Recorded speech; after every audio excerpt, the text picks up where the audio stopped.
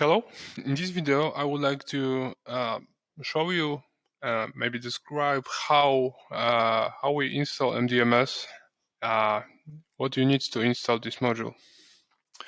So in our documentation, which is available for all, so you don't need to be a partner or client, we have installing section.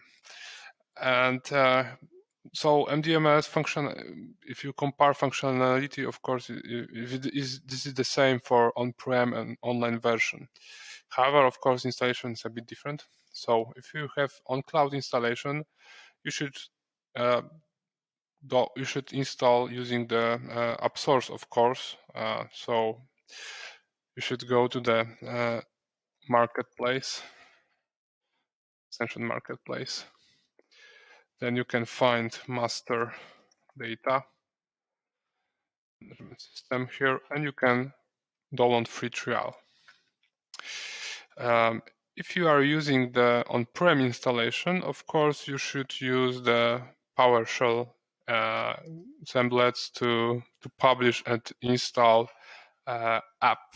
So the flow is that if you are a partner, you have access to our partner portal where you can download the app, and then using PowerShell you can install.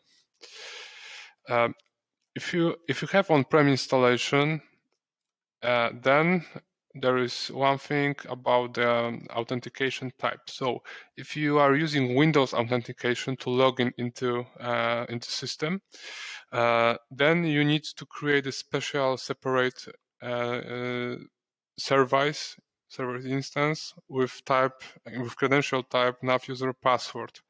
Then you should create a new user with the nav user password, and use this instance and user to authenticate web service. Unfortunately, we cannot use Windows credential to authenticate web service here.